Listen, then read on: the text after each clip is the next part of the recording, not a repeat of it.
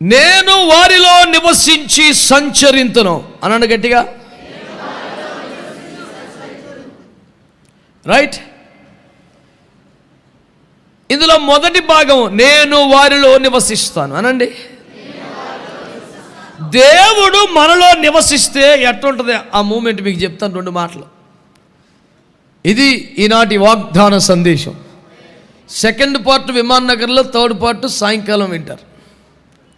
ఈ వాగ్దానంలో 3 భాగాలు. 1 నేను వారిలో నివసిస్తాను, 2 నేను వారిలో సంచరిస్తాను, 3 నేను వారికి తండ్రి ఉంటాను, వారిని కుమారులు కుమార్తెలై ఉంటారు. ఆ 3 విభాగాలు 3 చోట్ల.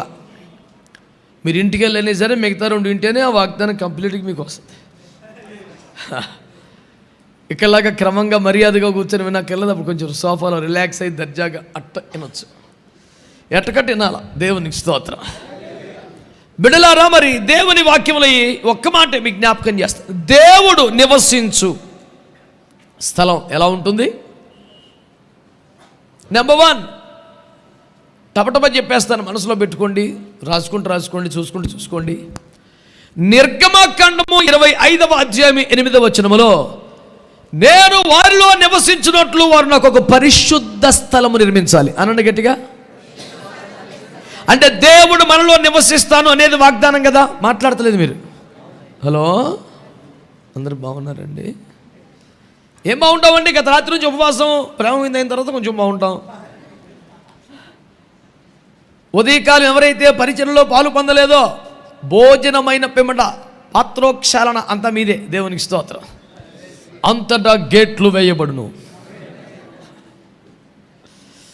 అప్పుడు నోర్లు తెరవబడును, ఆ పిమ్మట కడుపు నిండును, ఆ వెంటనే అరిగించబడు, పరిచర్యలు అప్పగించబడును. వాగ్దానాలు ఏంటి ఎలాగొచ్చేస్తాయి. దేవునికి స్తోత్రం. ప్రభునందు ప్రియులారా, మీరు జాగ్రత్తగా ఆలకించాలని కోరుతున్నాను. దేవుని వాక్యాన్ని మీరు పరిశీలన చేస్తే నేను వారిలో నివసించినట్లు వారు నాకు ఏమి నిర్మించాలి? మాట్లాడాలి మీరు. ఈ సంవత్సరం వాగ్దానం ఏంటి? నేను వారిలో, అంటే దేవుడు మనలో నివసించాలంటే ప్రతి వారు మినిమం 1116 కానుక ఇవ్వాలి. అంతేనా? ఆ కొలతలు లేవు మన దగ్గర. నేను వారిలో నివసించినట్లు వారు పరిశుద్ధ స్థలముగా మారాలి. ఆమేన్ చెప్పండి గట్టిగా. నీలో అపవిత్రత అనేది కానీ, నీలో ఐగుప్తు సంబంధమైనది కానీ, నీలో లౌకికమైనది కానీ, నీలో దేహము వలన కలుగుచున్న అపవిత్రత, వ్యవహారమైన కార్యములు కానీ ఏది ఉండకూడదు. నీ ప్రాణాత్మ దేహములు దేవుడు నివసించు ఒక మందిరముగా ఉన్నట్లుగా పరిశుద్ధతలోనికి రావాలి. ఈ సంవత్సరం వాగ్దానం మనకు నెరవేరాలంటే ఫస్ట్ కాన్సంట్రేషన్ పరిశుద్ధత. ఆమేన్. నేను వారిలో నివసించినట్లు వారు నాకు ఏమి నిర్మించాలి? ఓ పాలరాతి భవనము, చలువరాతి రాళ్ళు, ఇవన్నీ చెప్పలేదు. వారు నాకు పరిశుద్ధ స్థలం అయిపోవాలి. వాగ్దానం నెరవేర్చుకోవడానికి స్తోత్రం, నమ్మడానికి స్తోత్రం. సరే, ఆయన అలాగో నమ్మదగిన వాడు, నెరవేర్చేవాడే కానీ నీ వ్యవహారం ఏమిటి? ఆచారముతో అలవాటుతో భక్తి చేసుకుంటూ పోతే దేవుడు నీలో నివసించడు. దేవుడు నీలో నివసించినట్లుగా చెప్పండి గట్టిగా అందరూ, పరిశుద్ధ స్థలం అయిపోవాలి. నువ్వు పరిశుద్ధ స్థలం అయిపోవాలంటే ఏం జరగాలి? నిర్గమ 3:5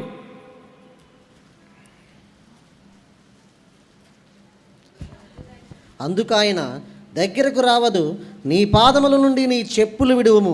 ఎందుకని? నీవు నిలిచి ఉన్న స్థలము పరిశుద్ధ ప్రదేశం. ఎప్పటి నుంచి? అది మోషే ఆశ్చర్యపోతాడు. ఈ రోజు మేము తిరిగే స్థలం కదండి బాబు, నువ్వెవరో కొత్తగా వచ్చి చెప్పులు తీసేయమంటావేంటి? నేను నా గురువులు తిరుగుతూ ఉన్నాం ఇక్కడ. వాక్యం చెబుతుంది, అక్కడికి దేవుని అగ్ని దిగి వచ్చింది కనుక ఆ స్థలము పరిశుద్ధమైపోయింది. దేవునికి స్తోత్రం కలుగునగా. నేను మీలో నివసించాలంటే మీరేమైపోవాలి? పరిశుద్ధ స్థలం అవ్వాలంటే ఏం దిగి రావాలి? పరిశుద్ధ అగ్ని దిగి రావాలంటే ఏం చేయాలి? యెషయా 6:5-6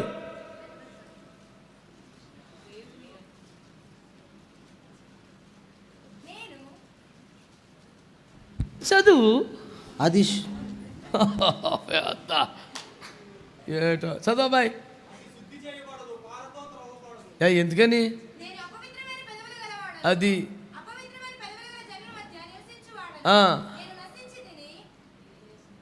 చదువు. రాజును సైన్యములకు అధిపతియగు యెహోవాను నేను కనులారా చూచితిననుకొంటిని. అప్పుడు ఆ శరఫుల్లోనొకడు తాను బలిపీఠం మీద నుండి కాలితో తీసిన నిప్పును చేత పట్టుకొని నా యొద్దకు ఎగిరి వచ్చి, మీరు పట్టుకోవలసిన పాయింట్ అప్పుడు అనండి. ఎప్పుడు జరిగిన విషయం ఏమిటంటే, శరాపులు కెరూబులందరూ కలిసి 6 రెక్కలు కలిగిన వారై 2 రెక్కలతో ఎగురుచు 2 రెక్కలతో ముఖమును కప్పుకొనుచు 2 రెక్కలు అల్లాడిస్తూ వాళ్ళు ఏం చేస్తున్నారట? పరిశుద్ధుడు పరిశుద్ధుడు పరిశుద్ధుడు అంటూ గాన ప్రతిగానములు చేయుచుండగా గడప కమ్ముల పునాదులు అదిరిపోతున్నాయి అంట. అలాంటి ఒక శక్తివంతమైన ఆరాధన జరుగుచుండగా దేవుని అగ్ని దిగి వచ్చింది, పరిశుద్ధమైపోయింది. దేవునికి స్తోత్రం చెప్పండి. హల్లెలూయా. దేవుడు మనలో నివసించాలంటే మనం ఏమవ్వాలి? మనం పరిశుద్ధ స్థలం అవ్వాలంటే ఏమి రావాలి? అగ్ని రావాలంటే ఏం చేయాలి? గడప కమ్ముల పునాదులు అదిరిపోయి ఆరాధన చేయాలి.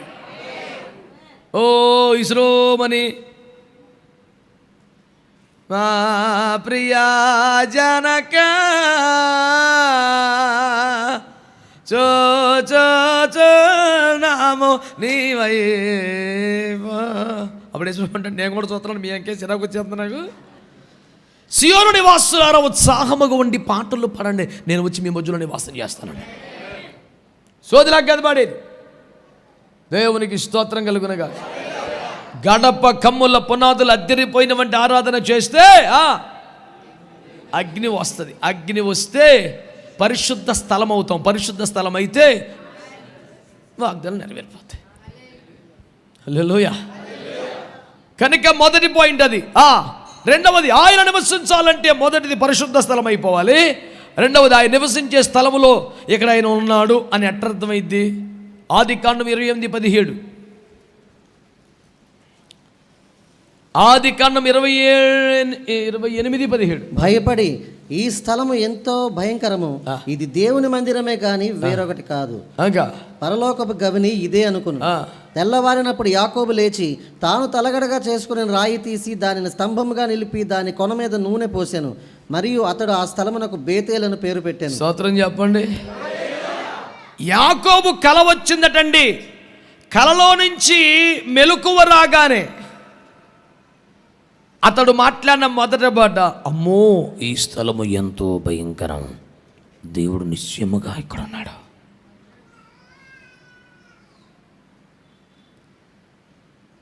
ఇందు మూలముగా తెలియజేయబడుతున్న సత్యం ఏమనగా, దేవుడే స్థలములో ఉంటే ఆ స్థలములో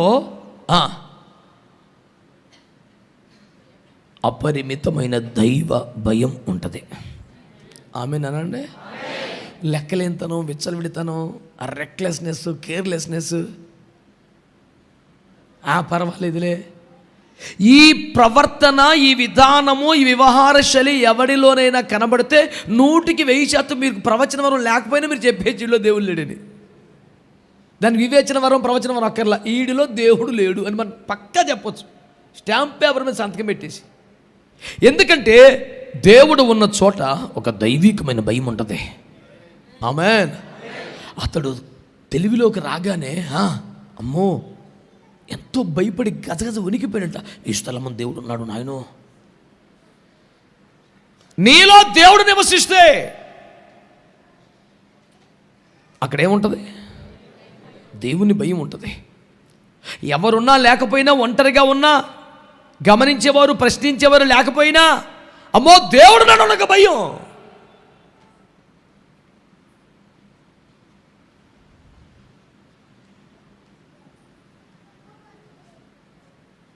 దేవుని భయం, దేవుని భయం. నేను దేవుని బిడ్డని, నాకు ఈ అపవిత్రత అంటకూడదు, ఇది నేను తినకూడదు, ఇది నేను ముట్టుకోకూడదు, ఆ భయం. కొన్నిసార్లు మనం గట్టిగా సాక్ష్యం చెప్పి జయించగలం. కొన్నిసార్లు గట్టిగా కమాండ్తో మాట్లాడే నర్మయ్ అని ఎదుటి కంట్రోల్ చేయగలం. కొన్నిసార్లు వర్కౌట్ అవ్వదు. అప్పుడు ఏం చేయాలా? తిడతావో, కొడతావో, బెదిరిస్తావో, ఏడుస్తావో, ఏదో ఒకటి మాత్రం అందులో చేరకూడదు, లోపల భయం ఉంటే. ఇంకా ఫ్రెండ్స్ అందరూ ఒత్తిడి చేసేసారు. ఇంకా వాళ్ళందరికీ తట్టుకోలేకపోయాను. ఇంక దేవుడు తాను అర్థం చేసుకోగలడు కదా. కొత్తగా అర్థం చేసుకోండి, నువ్వేంటో ఫస్ట్ నుంచి తెలుసులే.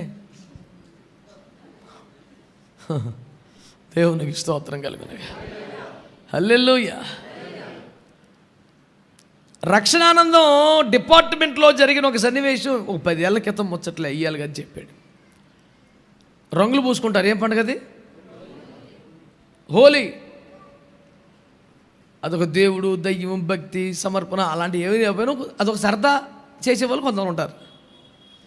ఆ దేవుడికి పూజించకపోయినా ఈడు ముఖానికి ఆడు ముఖానికి ఈడు నెత్తి మీద పోసేసుకుంటే that's a kind of celebration for them. అదొక రకమైనటువంటి పండగ.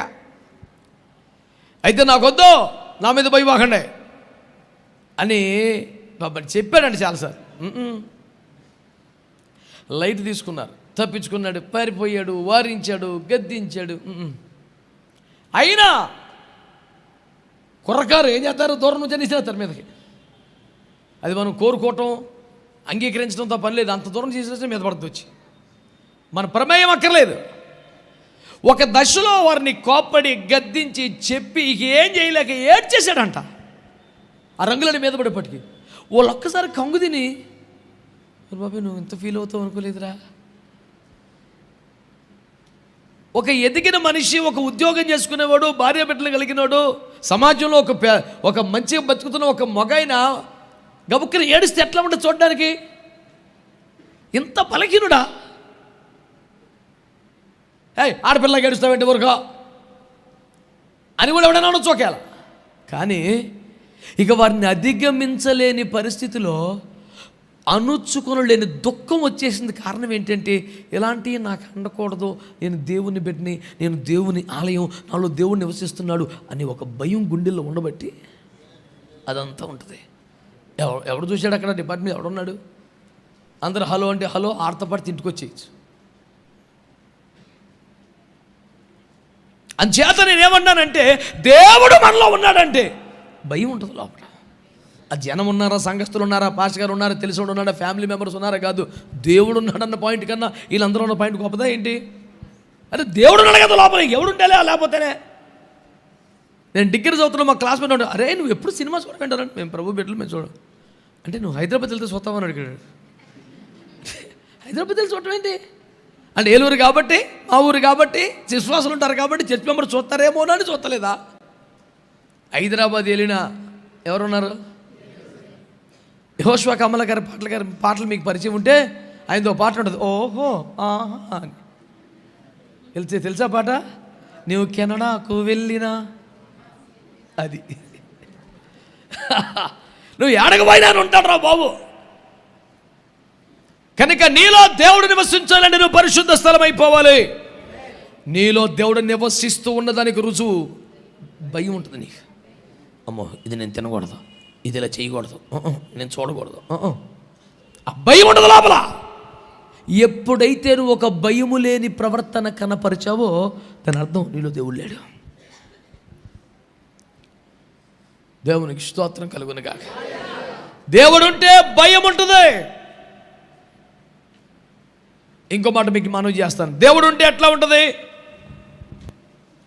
సంఖ్యాకాండము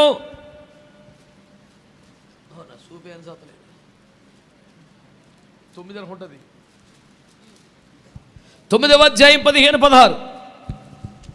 వారు మందిరమును నిలువబెట్టిన దినమున మేఘము సాక్ష్యపు గుడారములోని మందిరమును కమ్మెను. సాయంకాలము మొదలుకొని ఉదయం వరకు అగ్ని వంటి ఆకారము మందిరము మీద నుండెను. నిత్యమును అలాగే జరిగెను. మేఘము మందిరమును కమ్మెను, రాత్రి యందు అగ్ని వంటి ఆకారము కనబడెను. దేవునికి స్తోత్రం చెప్పండి. ప్రత్యక్ష గుడారములోనికి దేవుడు దిగి వచ్చాడు అనండి. వెంటనే ఆలయం అంతా చీకట్లు కమ్ముకొను. దేదీప్యమానమైన మహిమ ప్రకాశం, యాజకులే నిలవలేనంత మహాతేజో మహిమ. నా పాయింట్ పట్టుకోండి.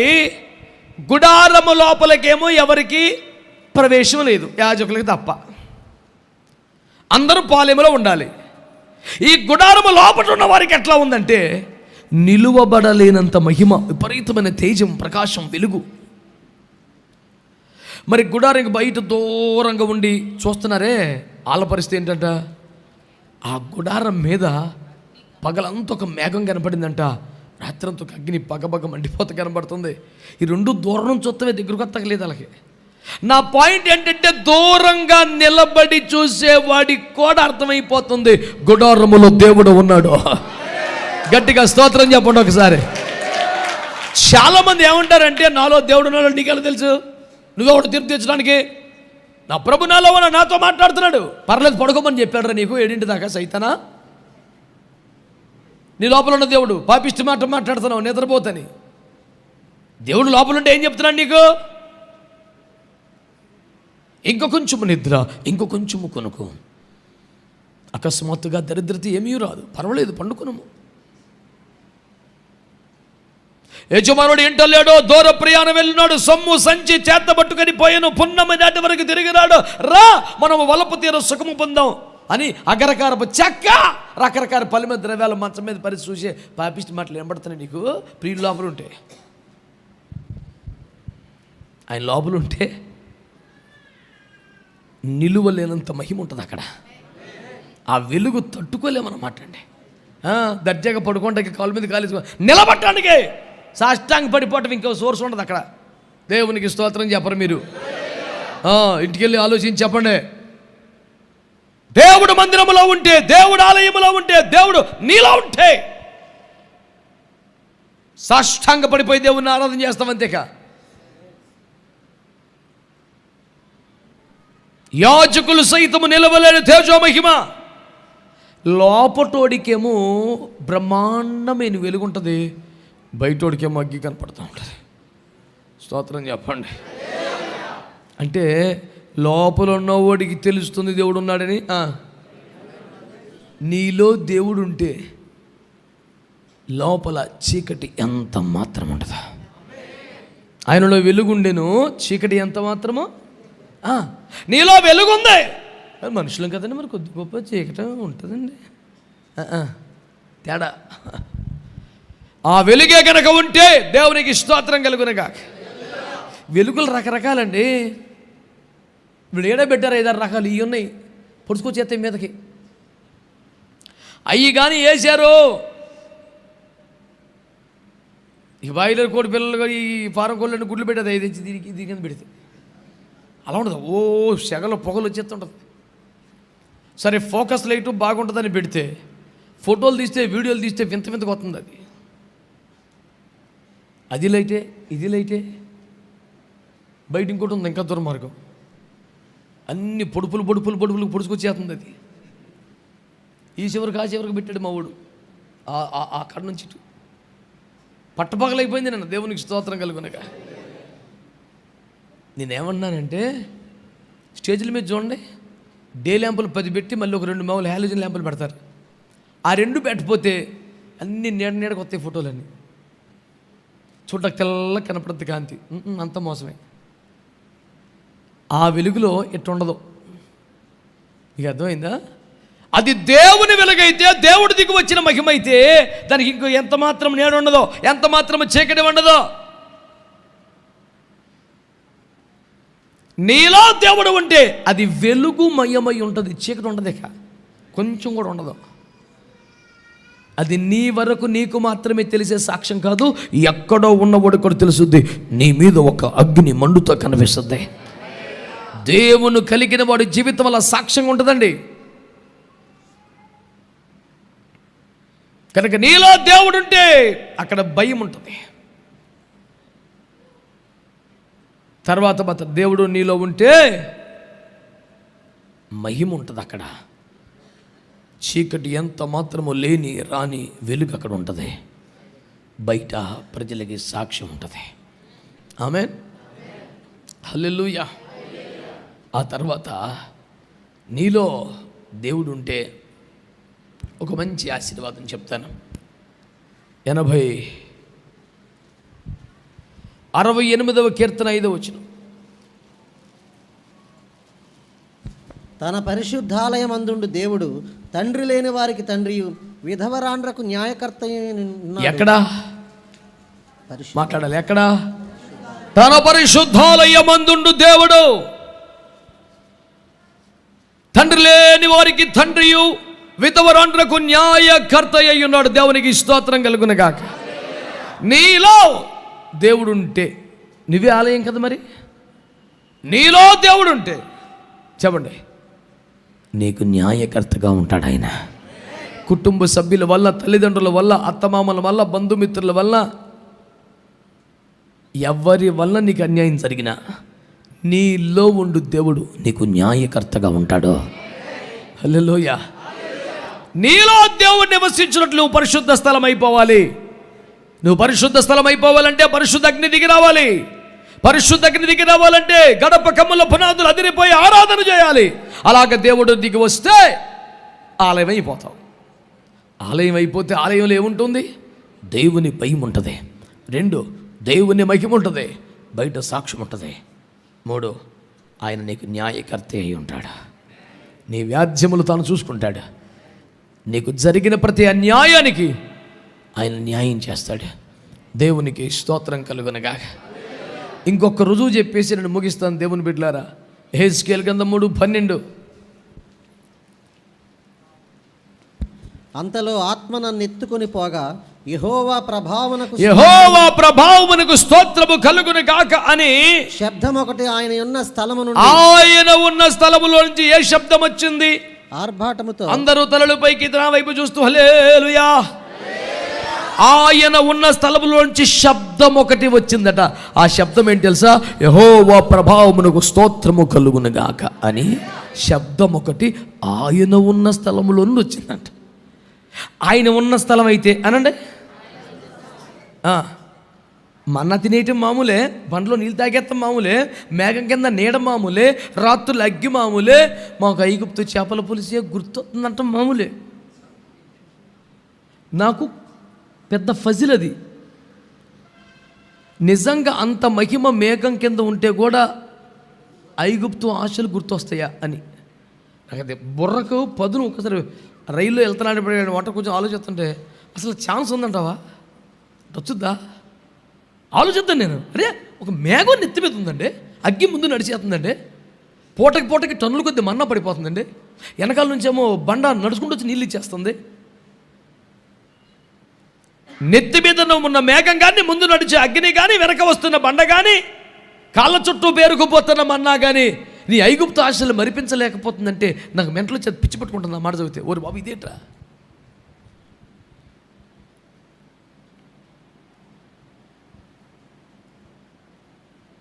నీసుకు అలవాటు అయిపోతే అంత డేంజర్. ఒక్క మొహం లగలేదు. ఒక జీవరాశి ఒక రోజు ఒక జీవరాశిని ఎక్కువ తినకూడదని ఇన్ని సంవత్సరాలు చెప్తున్నా. మా 2 జీవరాశులు పెట్టాడు ఇవాళ. ఏం లేదు డాడ్, హ్యాపీ న్యూ ఇయర్ తిని అన్నాడు అంతే. ఓకే,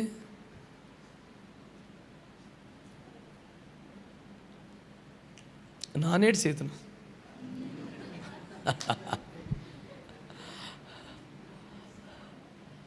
ఒక కడుపుకి ఒక్క రోజుకి ఒక జీవరాశి ఎక్కువ నా సిద్ధాంతం. అది మరి నా సిద్ధాంతం మరి నచ్చలేదు జనాలకి. ఎట్టి చేసి రోజు అలాగే, కానీ హ్యాపీ న్యూ ఇయర్కి మాత్రం మినిమం 2 జీవరాశులు అన్నాడు. సరే,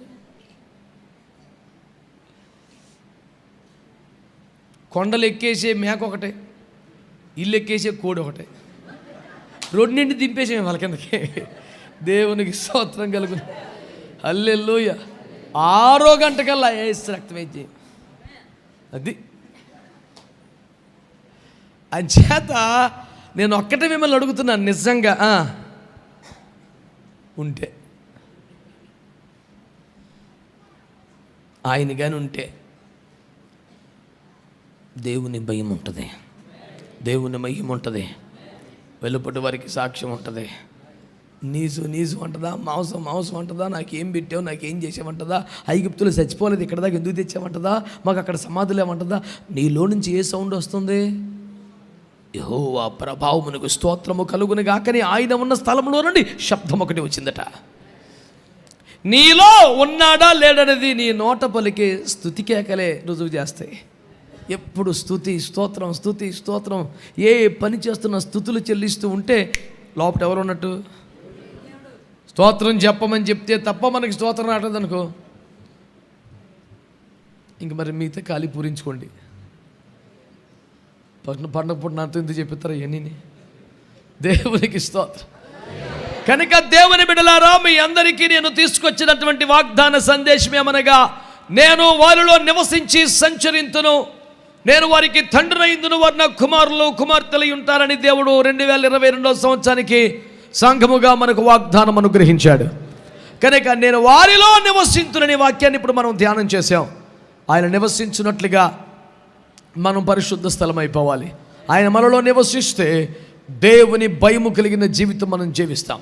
ఆయన మనలో జీవిస్తే లోపల చీకటి ఎంత మాత్రము లేని వెలుగును, బయట సాక్ష్యమును కలిగి ఉంటాం. ఆయన మనలో కలిగి ఉంటే స్తోత్రం అనే శబ్దం వినబడుతుంది. ఆయన మనలో ఉన్నందుకు మన కష్టముల్లో, ఉపద్రవాల్లో, మోసాల న్యాయంలో ఆయన మనకి న్యాయం చేస్తాడు. ఈ వాగ్దానం మన పట్ల దేవుడు నెరవేర్చునుగాక. ప్రార్థన చేసుకుందాం బిడ్డలారా.